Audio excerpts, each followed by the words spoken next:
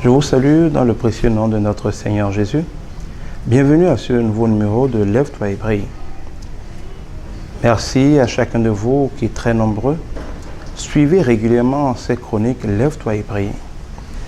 Je sais qu'elles sont en train de faire beaucoup de choses dans votre vie, mais je ne manquerai pas cette occasion de vous redire quelque chose d'essentiel. Si vous continuez de vivre comme vous avez toujours vécu, vous continuerez d'avoir la vie que vous avez toujours eue. Les mêmes causes produisent toujours les mêmes effets. La seule manière de changer votre vie, de changer les résultats de votre vie, de changer la qualité de votre vie en couple, de changer votre niveau de prospérité, de changer le succès dans vos affaires, quoi que vous fassiez, la seule manière d'avoir des résultats différents, c'est de faire les choses différemment. On ne peut pas continuer de penser de la même manière. On ne peut pas continuer de parler de la même manière. On ne peut pas continuer d'agir de la même manière. On ne peut pas continuer de ne pas faire ce qu'on ne faisait pas et espérer que, comme par miracle, les choses ont changé. Même si vous êtes un croyant et que vous priez, si vous ne changez pas votre manière de faire, vous ne changerez jamais les résultats.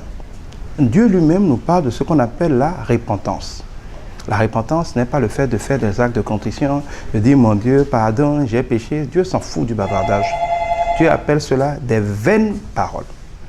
Les vaines paroles ne changeront pas votre vie.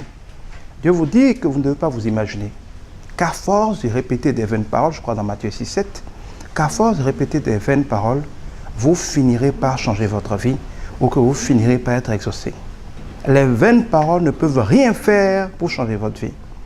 Dieu dit que si le peuple sur lequel son nom est invoqué, donc les gens qui le connaissent, les gens qui le prient, les gens qui attendent qu'il agisse, si ces gens-là se répandent et changent de voie, changent de comportement, alors il les bénira. Se repentir, c'est arrêter de progresser sur le chemin où on progresse, sur le mauvais chemin. C'est s'arrêter, faire le point et changer de chemin. C'est s'arrêter et revenir dans la bonne direction. Dieu dira d'ailleurs que sa main n'est pas trop courte pour nous bénir. Son oreille n'est pas trop dure pour nous entendre. Mais que ce sont nos comportements, ce sont nos péchés qui nous empêchent de recevoir la bénédiction. Si nous changeons de chemin, si nous arrêtons de faire les mauvaises choses, et si nous commençons à faire les bonnes choses, Dieu est capable de nous bénir. D'ailleurs, toute la parole de Dieu, le fait d'aller à l'église ne sert à rien, si ce n'est pas pour y apprendre la vérité, pour y apprendre les conseils véritables de Dieu pour changer de vie. Aller à l'église, ce n'est pas seulement pour aller faire le folklore, c'est surtout pour aller apprendre à marcher sur le bon chemin. C'est apprendre à s'arrêter sur les mauvais chemins et à revenir prendre les bons chemins. C'est cela la vraie repentance. Je voudrais donc vous inviter, mieux que jamais, à changer de chemin. Quand on parle de l'évangile, par exemple, de la vie des croyants qu'on appelle des chrétiens, elle est fondée sur ce qu'on appelle l'œuvre de la croix. Regardez bien la croix. La croix est un carrefour. Le carrefour, c'est l'endroit où deux voies se croisent. La première voie va dans une direction, l'autre voie va dans l'autre direction.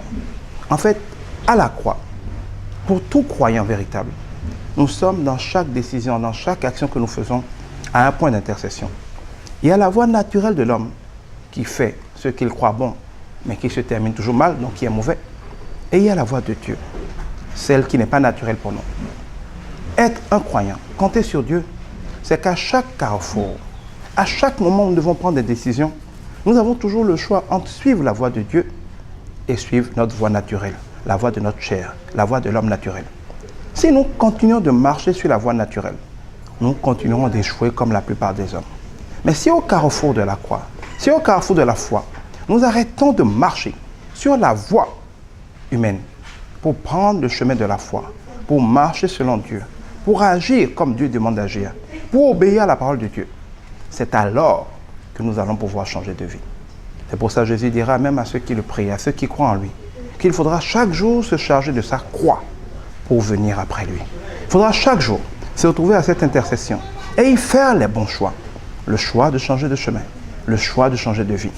Si vous étiez quelqu'un d'arrogant, il va falloir que vous soyez doux et poli. Si vous étiez toujours en retard, il va falloir que vous commenciez à être en retard. Si vous commenciez à être à l'heure plutôt, si vous n'étiez pas quelqu'un de digne de confiance, quelqu'un qui mentait beaucoup, il va falloir commencer à dire la vérité. Si quand vous disiez oui, cela était toujours non. Si on ne pouvait pas se fier à vous, il va falloir qu'on puisse commencer à se fier à vous. Si vous étiez quelqu'un de paresseux, il va falloir commencer à vous réveiller tôt, à travailler. Si vous étiez quelqu'un qui abandonne facilement la moindre difficulté, il va falloir être davantage téméraire. Si vous étiez quelqu'un qui est toujours en train d'hésiter, qui ne peut jamais prendre de décision, qui balance toujours en deux options, pendant que le temps s'écoule, quelqu'un qui ne prend jamais de résolution, il va falloir vous rappeler qu'à vos résolutions, le succès répondra. Si vous étiez quelqu'un qui comptait sur ce diplôme, alors que le diplôme ne peut sauver personne, il va falloir apprendre à faire concrètement quelque chose, le faire pour vous en sortir.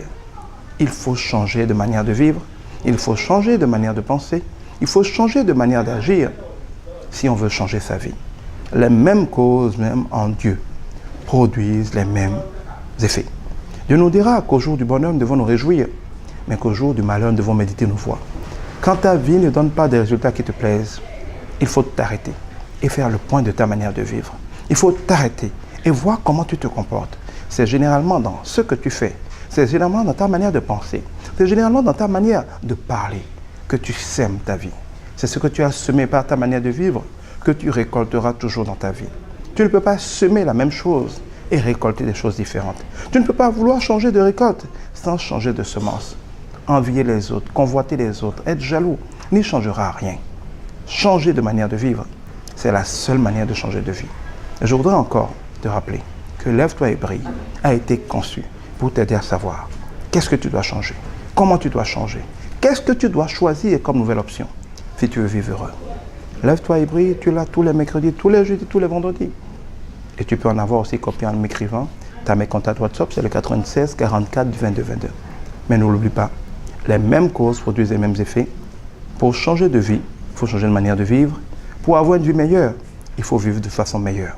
Si tu continues de faire comme tu as toujours fait, quelle que soit ta manière de prier, tu auras toujours les mauvais résultats que tu as toujours eus. Que Dieu te bénisse.